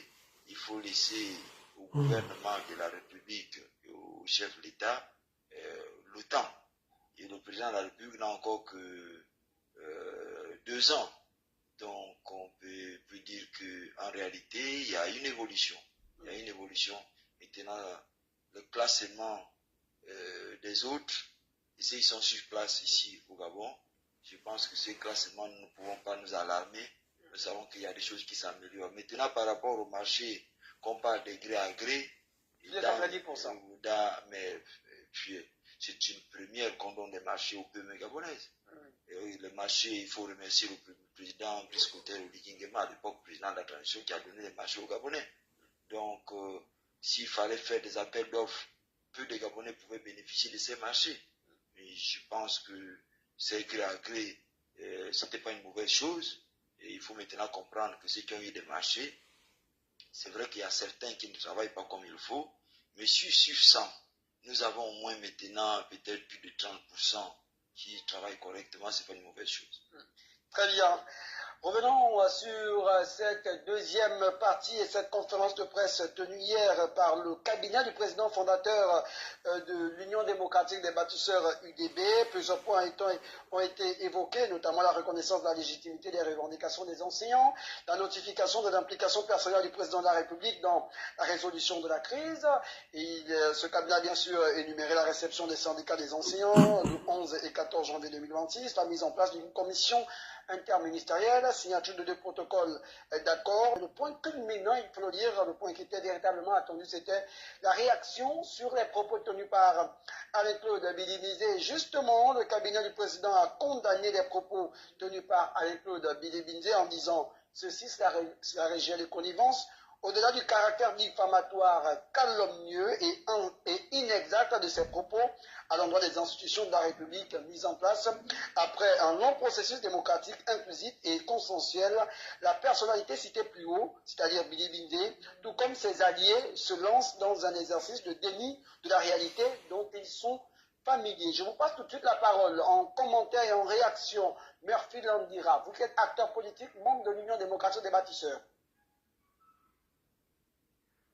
Je vous remercie déjà de me permettre de me prononcer sur la conférence de presse que nous saluons parce que pour certains, les gens attendaient la sortie du parti, mais nous savons que le parti travaille et vous pouvez le savoir, depuis l'arrivée à la tête de la présidence du président, le parti a toujours été très actif. On peut citer beaucoup de points forts de ce parti, même si pour les gens, on pensait être silencieux, mais nous on travaille dans le silence. Moi je dirais le parti travaille dans le silence parce que si nous partons de l'élection présidentielle à aujourd'hui, nous avons été sur tout le terrain et nous avons implanté le terrain et vous pouvez le constater via la Ligue des femmes et la Ligue des jeunes. Aujourd'hui nous entrons dans un sujet qui pour moi n'a pas mon sens par rapport au propos de M. Alain-Claude Billy-Binzé. Aujourd'hui le pouvoir est passé d'une autre main. Je me souviens, c'est lui qui avait dit qu'il n'avait pas l'intention de passer le relais. Involontairement, le relais était passé avec beaucoup de problèmes que le nouveau parti au pouvoir essaie de gérer et de régler. Monsieur Billy écrit sur tous les toits. Billy Binze, lui, il critique un tant soit peu la gestion de Brice Clotaire Oligui-Nguema. Il énumère la problématique ou encore la présence de coquins. Aujourd'hui, il a ajouté consanguins. Il se dit être menacé par Brice Clotaire Oligui-Nguema lui-même. Il dit que la justice est véritablement entre les mains d'une même famille. Du côté de l'Assemblée nationale, le copain de Brice Clotaire Oligui-Nguema depuis Dakar, du côté bien sûr du Sénat et surtout du côté de la Cour constitutionnelle, le neveu de Brice Clotaire Oligui, sinon le cousin de Brice Clotaire Oligui-Nguema. Qu'avez-vous à répondre face à ces accusations? C'est juste diffamatoire et je ne peux que sourire. Si nous regardons l'ancien pouvoir, vous voulez que nous puissions parler. Aujourd'hui, nous avons M. Régis Onanga, qu'il faut saluer, qui est un diplomate d'abord de carrière, qui a été ambassadeur dans différents pays, qui a été un homme exemplaire, qui a été nommé déjà d'abord par l'ancien système, il faut le préciser déjà, qui a continué sa collaboration avec le nouveau président de la transition pour changer les choses au Gabon. Ce qui a fait de lui aujourd'hui le président qui a été voté à l'unanimité par tous les députés. Il ne faut pas juste dire les députés de l'UDB. Il faut aussi préciser que les autres députés ont soutenu la candidature de M. Régis Onanga. Ensuite, vous parlez de M. Owono à la Cour constitutionnelle, qui est un Gabonais qui est chevronné, qui a fait l'unanimité lors du choix de la présidence. Qu'est-ce que vous voulez reprocher au président Brice Clotaire Oligui-Nguema en 2 ans de mandat? Il n'y a rien à reprocher. Aujourd'hui, nous voyons M. Billy Binze qui crie sur tous les toits. S'il y a quelque chose que nous reprochons à l'ancien système, aujourd'hui, son discours a changé soudainement. Laisser le président mener à bien son mandat et les promesses qu'il nous a fait du développement national, parce que c'était le sujet, le point fort du président, c'est de développer son pays, le Gabon. Vous avez entendu tout à l'heure M. Gaston Modongani, que je salue, qui a dit « c'est rare de voir des Gabonais avoir des marchés ». Voici déjà un changement. Certes, les gens disent aujourd'hui de gré à gré, mais c'était une chance. Parce que si on présente un projet gabonais pour faire un appel d'offres, est-ce que le Gabon aura la possibilité de l'avoir? Je ne pense pas. Le président s'est soucié de dire il faut donner les marchés aux Gabonais. Ceux qui ont eu les marchés qui ne travaillent pas devront rendre des comptes au moment opportun. Mais le président veut changer le Gabon. Ne laissons pas la distraction de certains propos qui sont dits dans les réseaux sociaux et sur les chaînes à l'extérieur nous démontrer que le président ne travaille pas. Qui pourrait dire aujourd'hui que le Gabon n'est pas un pays en chantier sur tous les plans? Le président a reçu, pour terminer par là, les représentants de SOS Éducation et de tout le système éducatif. Pourquoi? Soucieux de ceux qui traversent les élèves, parce qu'il a dit aux enseignants, éduquez-moi les enfants et moi je réglerai vos problèmes. Parce que le président connaît le problème des enseignants. Il faut trouver des contreparties pour satisfaire tout le monde. Parce que c'est aussi les parents d'élèves, ces enseignants. Mais le président est soucieux de cela. Il a mandaté le vice-premier ministre du gouvernement pour s'en occuper personnellement. Ce n'est pas à saluer ça. Qu'est-ce que vous attendez du président quand vous écoutez M. Alain Billy Binze? C'est une question qu'on se pose. Bernard Christian Recoula, est-il aujourd'hui satisfait de cette réponse de l'UDB? La première sortie du genre, on va le dire ainsi, depuis qu'Alain Billy Binze a initié cette tournée dans les médias internationaux. Mais vous savez, en tant qu'acteur civique de la société civile, n'appartenant à aucun parti politique, je suis un peu amusé. Je suis un peu amusé parce que du haut de mes 47 ans, donc proche du demi-siècle, j'ai quand même vu ce qui se faisait sous l'ère du parti unique. Je vais faire appel aux souvenirs de mes grands frères, Monsieur Gaston Mindongani ou Monsieur Ghislain Malanda, sous l'ère du parti unique et après sous l'ère du multiparti conduit par le PDG, le pouvoir n'avait jamais tort. Le pouvoir ne faisait jamais rien de mal. Le mal, c'était toujours les autres. Et aujourd'hui, l'UDB qui est composé à plus de 90% de ces acteurs du PDG, vous nous avez montré M. Oiba, vous nous avez montré M. Akouré, vous nous avez montré M. Bref, excusez-moi, j'ai oublié M. Mabiala, qui sont tous des anciens PDG, qui sont tous revenus, on va dire, à la maison mère, mais qui tiennent aujourd'hui exactement le discours que le PDG a eu pendant toutes ces années. Mais je suis désolé. Aujourd'hui, quand j'observe tout l'acharnement qu'il y a autour de M. Alain-Claude Billy Binze, mais je suis désolé. Qu'est-ce qu'il a dit qui est diffamatoire? Hier, nous avons reproché le fait que la Cour constitutionnelle soit dirigée de main de maître par un membre du président de la République. Aujourd'hui, n'est-ce pas le cas? En quoi c'est diffamatoire? Oligui Nguema, en venant en France, a présenté publiquement M. Régis Onanga Ndiaye comme étant son patron à l'époque au Sénégal, lorsqu'ils étaient tous deux en poste. Qu'est-ce qu'il y a de diffamatoire de dire que c'est des personnes qui entretiennent des bonnes relations amicales? Je ne vois pas ce qu'il y a de diffamatoire. Qu'est-ce qu'il y a de diffamatoire lorsqu'on dit qu'aujourd'hui la gestion, elle est mauvaise? Encore une fois, j'aimerais que notre ami, que mon ami qui se trouve ici à Lyon apparemment avec moi, puisse arrêter de se focaliser. On espère que vous allez savourer l'abus d'alcool est dangereux pour la santé, mais à consommer avec modération une coupe de champagne juste après cette émission. Oh, mais vous savez, je suis peut-être l'un des rares qui pense que le débat politique ne doit pas faire en sorte que des personnes issues d'un même pays ne puissent pas se parler. Je suis de ceux-là qui le pensent. Donc, rassurez-vous, hein, ça ne m'empêchera pas de partager un verre d'eau avec mon frère. Mais ce que je voulais dire, c'est que il ne faudrait pas qu'on continue à faire une fixation sur les réseaux sociaux. Là, nous débattons de choses sérieuses et non de réseaux sociaux. Donc, je comprends pas pourquoi à chaque fois faire allusion. Et j'invite mon compatriote plutôt à se plonger dans les chiffres. Et je vais peut-être vous rappeler ce que disent les chiffres concernant la dette publique. Déjà, il faut savoir que la dette publique est composée de la dette extérieure et de la dette intérieure. En 2022, lorsque l'ancien régime fut, la dette publique à l'extérieur, du moins la dette extérieure, était de 4010 milliards de francs CFA et la dette intérieure était de 2815 milliards de francs CFA. En 2023, cette dette extérieure est passée à 4500 milliards de francs CFA. Et en dette extérieure, 2950 milliards. Et c'est là où c'est intéressant. Parce que au même moment, le CTRI nous a dit qu'ils avaient épongé la dette. Bon, déjà, en termes de communication, ce qui n'est pas vrai.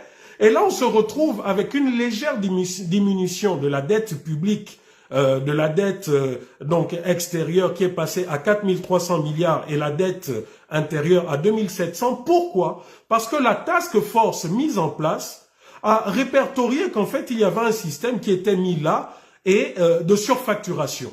Donc, 70% de notre dette intérieure, c'était des surfacturations. Donc, c'était à peu près 400 à 500 milliards de francs CFA.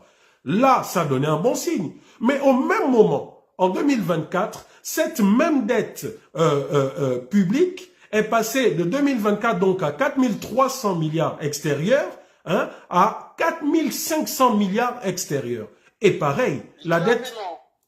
non, en fait, pour résumer, c'est pour dire que d'une certaine manière, on a voulu montrer qu'il y a eu, voilà, une volonté de régler ce problème. Et malheureusement, les vieux démons sont revenus se partager le gâteau. Les vieux démons sont revenus se partager le silure qu'ils ont eu entre les mains. D'où, premièrement, les marchés publics passaient de gré à gré sous la mandature d'Oligui Nguema en violation totale de la loi. Il n'y a eu aucune sanction judiciaire. L'argent, les crédits budgétaires qui ont été largement dépassés, sans qu'il n'y ait sanction de la Cour des comptes, sans qu'il n'y ait sanction de la NINF. Il y a eu également le non-contrôle des crédits, de certains crédits budgétaires, notamment ceux des fonds souverains. Et c'est là où c'est marrant. C'est là où c'est marrant, je chute rapidement par là. Ce qui est marrant, c'est que 30 secondes. Les vieilles pratiques où vous avez officiellement, on vous dit un ministre à tant de millions, à 3 millions, etc., le président à 7 millions, mais dans le même moment, on ne dit pas qu'il y a ce qu'on appelle des fonds politiques qui s'élèvent à plusieurs centaines de milliards dont personne n'a de contrôle, si ce n'est le chef de l'État lui-même. Et ça, par exemple, en termes de bonne gestion, ça n'a pas bougé d'un iota et c'est une volonté de l'exécutif en place actuellement. Malheureusement, Christian Auclin, ils sont pris par le temps. Juste là, Malandon tient aussi à rappeler que ceux-là qui ont animé cette conférence de presse, il y avait Jean-Pierre Oyiba, directeur du cabinet politique du président fondateur, Séraphin Davé-Akouré, Serge Maurice Madiala, vice-président. Vous, aujourd'hui, est-ce que vous vous sentez rassuré tant soit peu par cette sortie du parti du président de la République? Bon, pasteur, merci vraiment de me poser cette question sur un sujet aussi brûlant. Alors, nous sortons d'une crise dans le secteur de l'éducation, une crise inédite, où on attendait la réaction de tous les Gabonais. Et curieusement, l'UDB sort tardivement, intervient tardivement. Mais je veux caricaturer, sinon comparer la sortie de l'UDB à la scène que nous avons vécue il n'y a pas longtemps en Zanyon. Je pense que le président de la République était en déplacement dans le Haut-Tokoui. Il y a eu un vaste incendie qui a ravagé plusieurs maisons en Zanyon. Et les populations désemparées attendaient les pompiers. Les pompiers arrivent pour éteindre le feu avec des citernes vides. Et les populations étaient tellement remontées qu'ils ont failli embastiller Qu'est-ce que ça dit, Gisèle Malanda? Vous pensez que la réponse de l'UDB est vide aujourd'hui? Mais l'UDB se comporte comme les pompiers qui arrivent à intervenir avec des citernes vides. Le moment, vous savez, cette crise était tellement préoccupante qu'on aurait eu besoin des compatriotes pour intervenir. Attention, c'est une crise sociale qui n'a rien à voir avec des crises politiques où on appelle les négociations. Alors, le bilan, il est non seulement dans le cadre de plusieurs intervenants qui sont venus pour chercher à se faire voir. Cette situation... À qui faites-vous allusion? Je fais allusion à l'UDB qui arrive à intervenir. Regardez d'abord, qu'est-ce qui est intriguant dans cette affaire? C'est la qualité d'abord des quatre mousquetaires qui se sont présentés hier à la télévision. C'est qui? C'est une bande de recyclés du PDG, qui ont négativement marqué l'histoire de ce pays, qui sont même comptables de la gestion des problèmes de l'éducation dans ce pays, qui ont recyclé et qui viennent donner des leçons. Il y avait quand même Davé Akouré qui a milité ces dernières années. Davé Akouré s'est illustré en tant que souris dans le sac d'arachide, dans l'opposition. Il s'est fait remarquer négativement lors de son compromis en 2023, et ça je parle sous le contrôle des Bismay, en 2023, quand il s'est agi de modifier la Constitution, ils ont fabriqué avec Billy Binzé un parti en 48 heures. Il a battu le record, on le reconnaît pour ce record. Alors donc, vous comprenez bien que voilà la qualité des personnes qui viennent faire non seulement intervenir dans des sujets, écoutez le fond même de l'intervention d'Akouré. Donc il faut qu'on soit sérieux. Il faut qu'on soit sérieux. Je n'ai rien retenu de ce parti. Vous savez, ici, le président... Brice-Cotter Oligingema est le président qui est plébiscité par 14. Moi, je n'ai jamais fait de rapport entre l'UDB et le président. Moi, je fais le rapport entre le président et 94% des Gabonais qui ont voté pour le président. Je ne parle pas d'une bande d'opportunistes qui ont basculé en 48 heures dans un parti politique. Alors, donc, il ne faut pas qu'on embête les Gabonais. Alors qu'ils aillent régler leurs problèmes avec Billy Binzé, Billy Binzé et les Akouré ont assez perturbé les Gabonais. Il y a eu une crise. Je tiens ici déjà à me féliciter du travail abattu par le président de l'Assemblée nationale et la société civile et le gouvernement.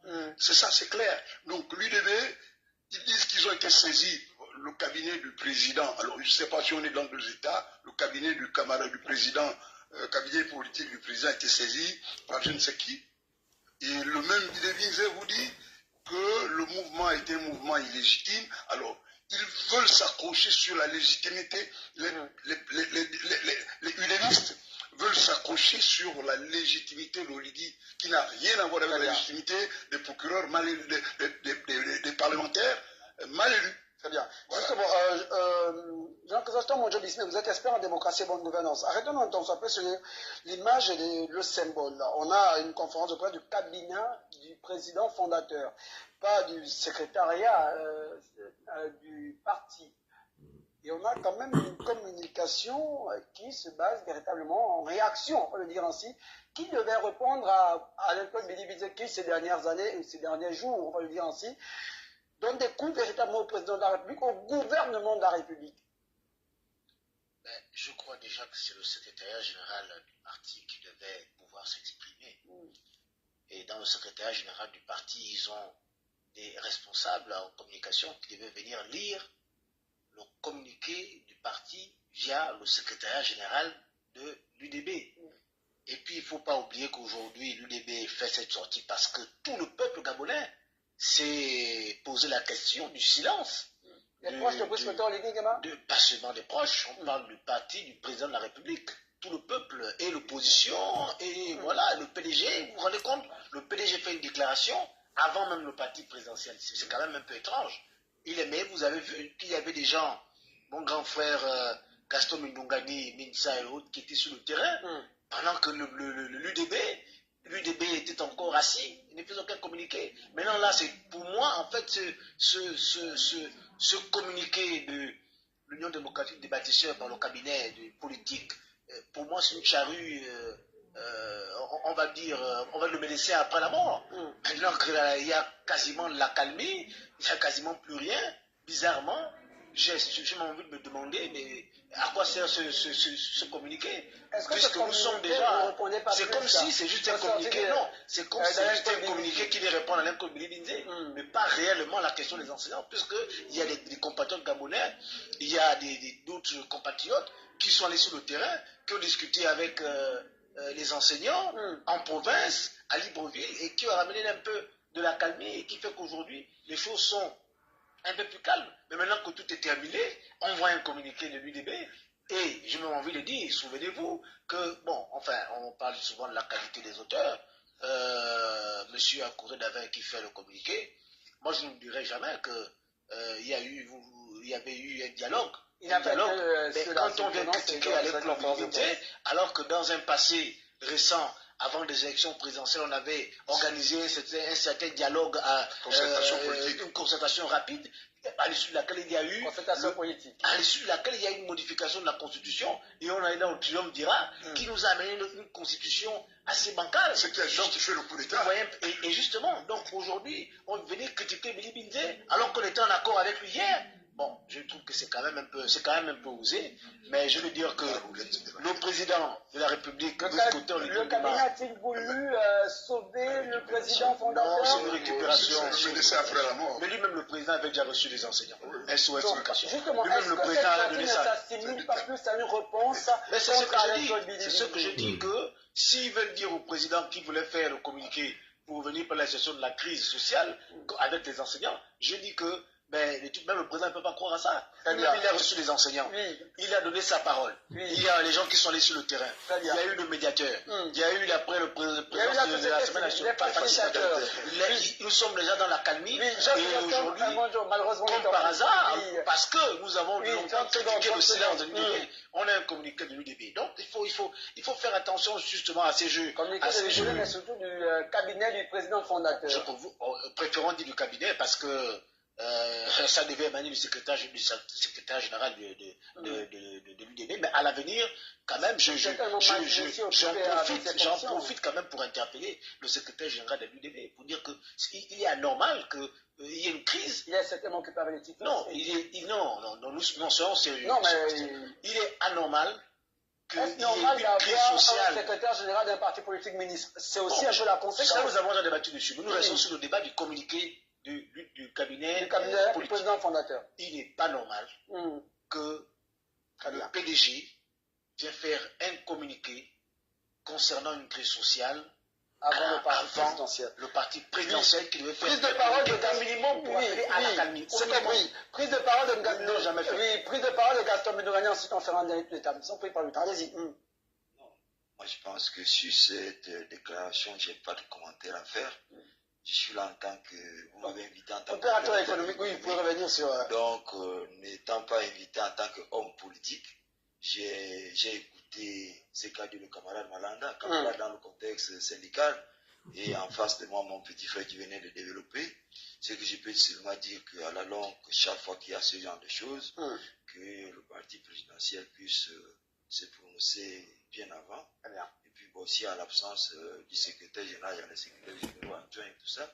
Mais si le cabinet du président fondateur du parti a intervenu, peut-être parce qu'ils ont vu que le secrétariat général n'avait pas agi. Et puis bon, ils se sont permis, peut-être avec l'autorisation du président du parti, pas du président de la République, le parti de venir intervenir. Donc là, eux-mêmes à ce niveau qui peuvent comprendre. En face de moi, j'ai quelqu'un qui fait bien les analyses politiques, il fait bien les enquêtes politiques et tout ça, là, tel que Malanda. Si je les vois intervenir comme ça, c'est qu'ils ont monté les enquêtes et tout ça. Là. Donc, bon, mais c'est la manière. Très bien. Je peux seulement dire, c'est que tout à l'heure, j'ai écouté mon petit frère intervenir sur le gré à gré qu'il y a eu. Non, c'est une dotation spéciale du président de la République. Rien à voir avec le budget du gouvernement. Quand il y a un budget du gouvernement, le budget qui est le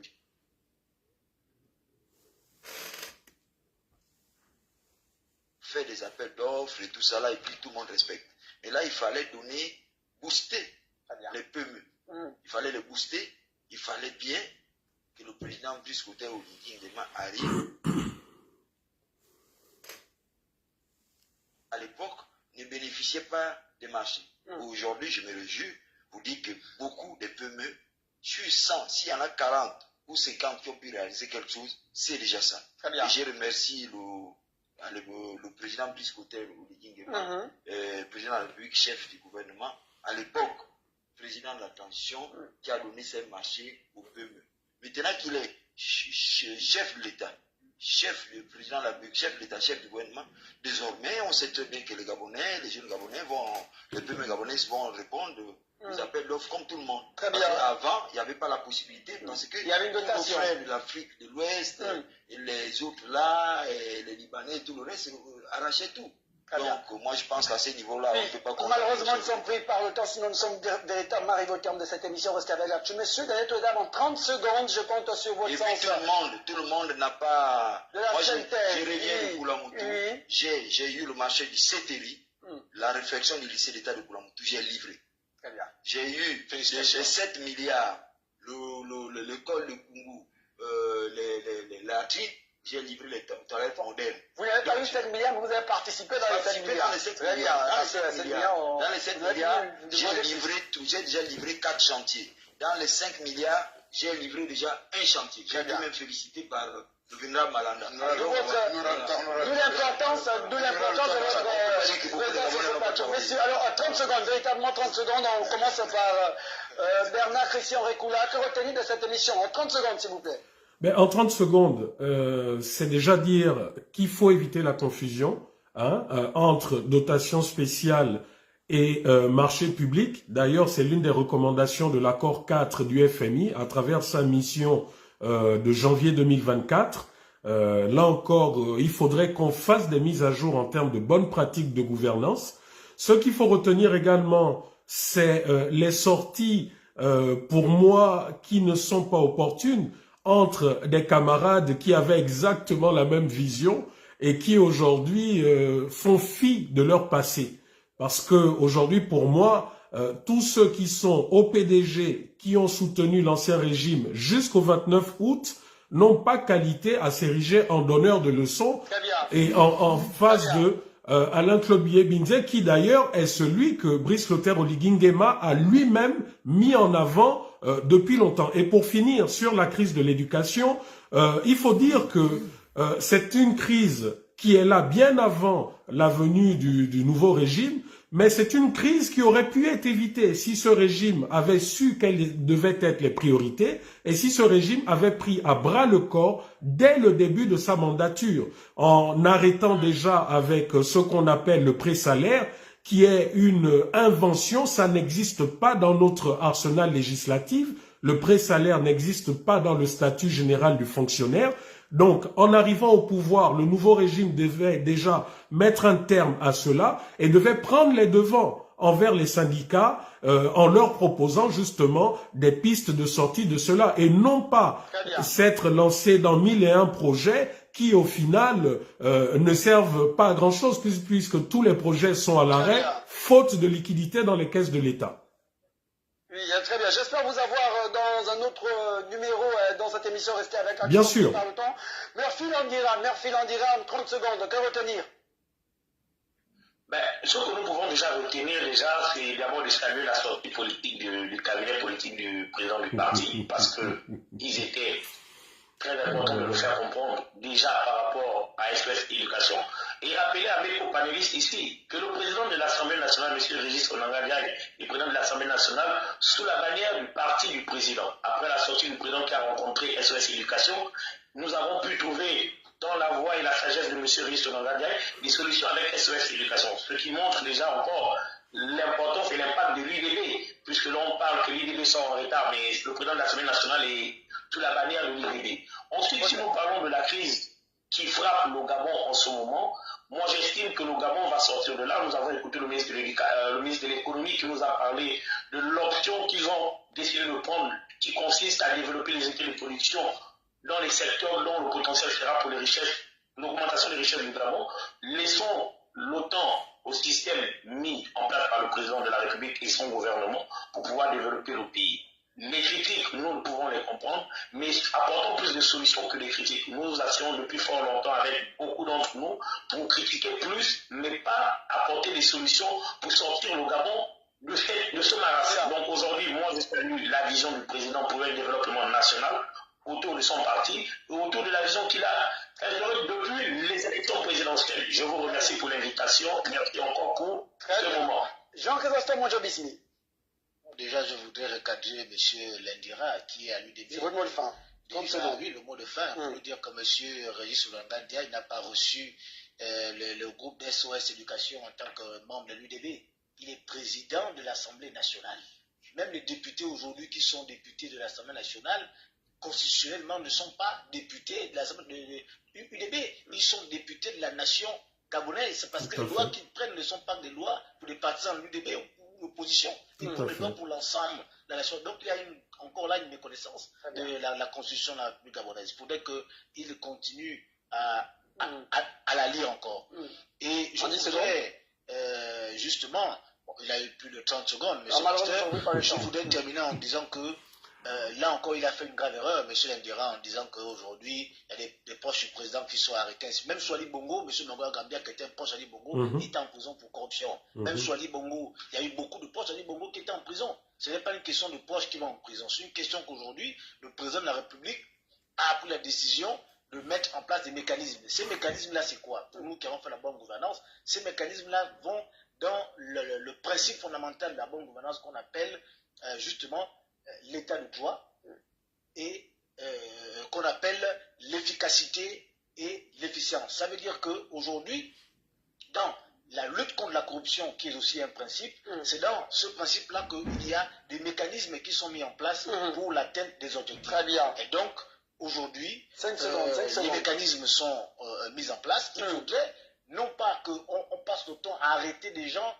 en découvrant après, parce que les mécanismes sont mis en place, c'est pour prévenir justement l'abus du pouvoir et la corruption. Si les mécanismes sont mis en place et que les collaborateurs du président de la République font leur jeu en travaillant et non plus en détournant les fonds. Très bien. Mais vous verrez qu'il on a vraiment eu du mal à respecter les 30 secondes sur ce plateau. Oui, Vénérable Justin Malanda, le titre reste. Oui. Il faut respecter les dispositions du Code des marchés publics et je pense que les bailleurs de fonds essaient de le répéter. À propos de la sortie hasardeuse, sinon tardive, de l'UDB, moi je pense qu'il faut qu'on respecte le peuple gabonais et que les intervenants ne sont pas des modèles. M. Akouré a trahi Nzouba, c'est pas le peuple gabonais qui ne va pas trahir, et le président lui dit doit faire attention. Je pense que la manière, la posture de ses compatriotes n'est pas avantageuse pour le président de la République. Le président a été plébiscité par 94% des Gabonais. L'UDB, pour moi, c'est un non-événement. Ce parti cause plus du tort aux compatriotes, en tête desquels le président de la République. Je pense que ce mandat, si nous avons un boulet, nous qui sommes la société civile, un problème, on sort d'un problème social qui est le problème de l'éducation nationale. Je pense qu'on va devoir, ici là, gérer la crise politique avec toutes les turpitudes de l'UDB. Donc ce mandat, nous avons intérêt de contrôler l'UDB comme l'huile sur le feu. Très bien. Gaston Minougani. Je tiens à dire que le plus souvent, il faut anticiper. Il faut anticiper, il ne faut pas attendre tout du chef de l'État et du gouvernement. Chacun de nous doit jouer un rôle. Il ne faut pas que en 2 ans, nous puissions avoir des crises de gauche à droite. Là, hier, c'était l'éducation nationale.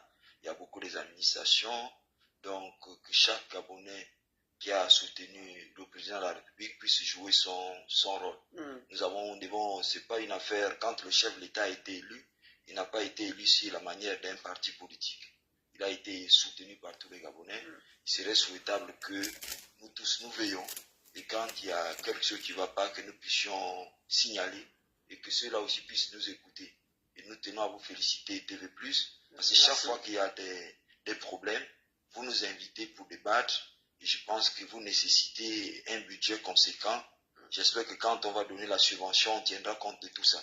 S'il y a des démarches à faire auprès du ministre de la communication, je pense que ce n'est pas le vénérable.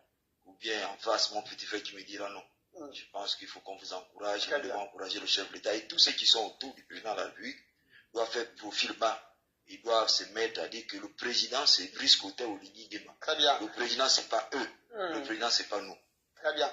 Merci monsieur. Fin de cette émission de Rester avec la Tout du mois, sa partie consacrée au débat. La dernière, les cartons des invités.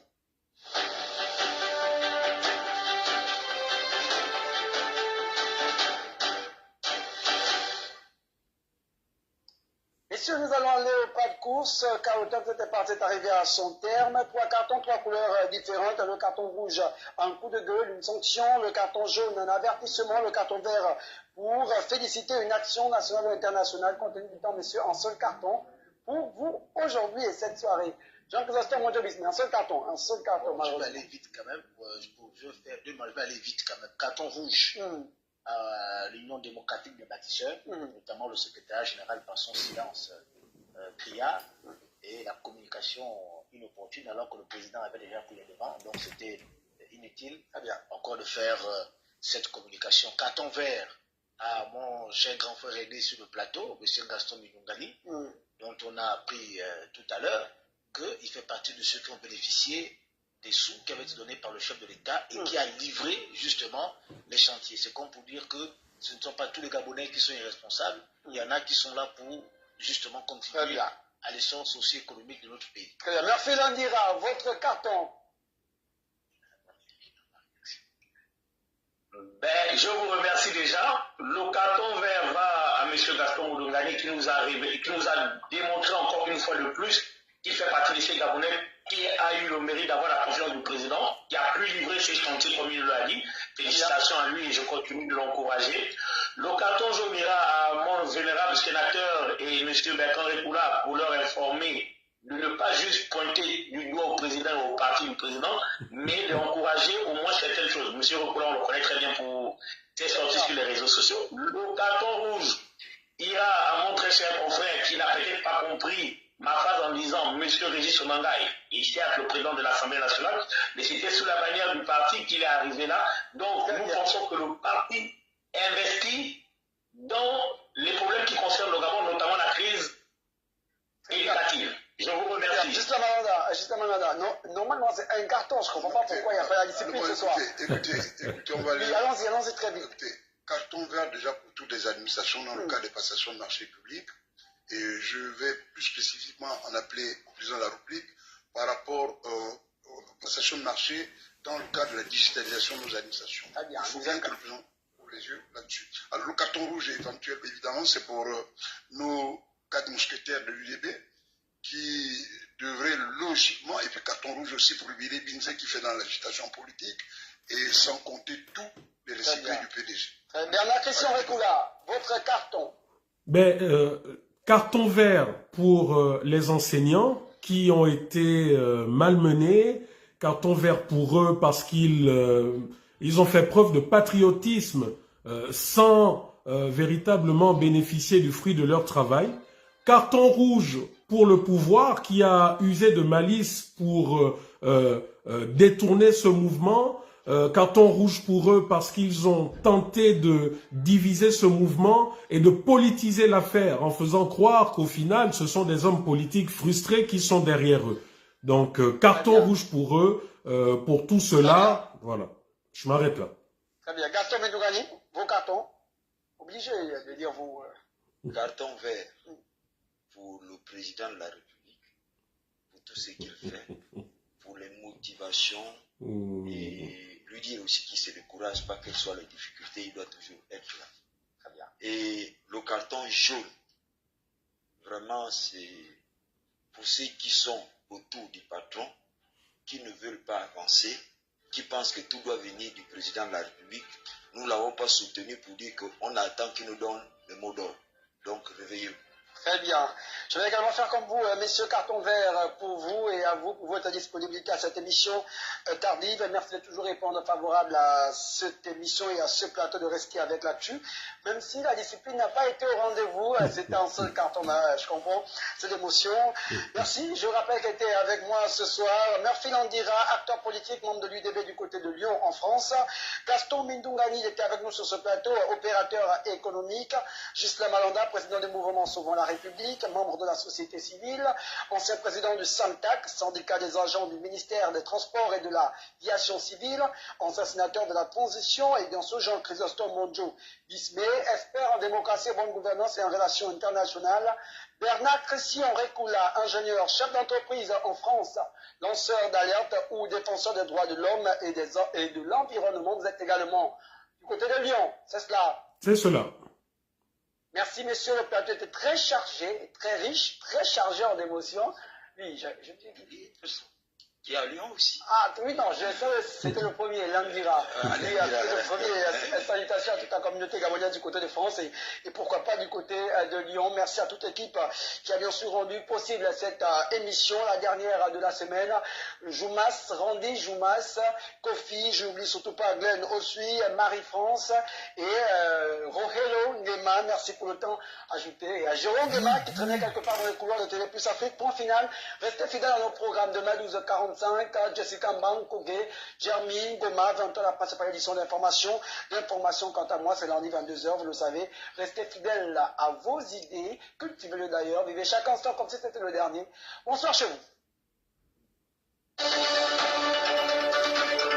Okay. Bon, c'est fini. Bon, j'aurais aimé plus développer, mais comme vous savez, c'est une émission et on ne peut pas tout dire. Il faut être bref. Bon, comme vous voyez, hein, c'est habituel. Attendez. Bon, on se laisse. On se dit au revoir. Comme vous voyez, hein, c'est habituel. Les partisans du DB toujours dans l'auto-félicitation, toujours dans le déni des réalités. Hein, c'est ce à quoi nous avons assisté. Mon grand frère Gaston Mindungani, ils sont en train de faire la photo de l'émission Photo de famille. Il est au niveau de la main en poche, là, la Omar. Ah, vraiment. Attendez, je coupe, je sors. Là.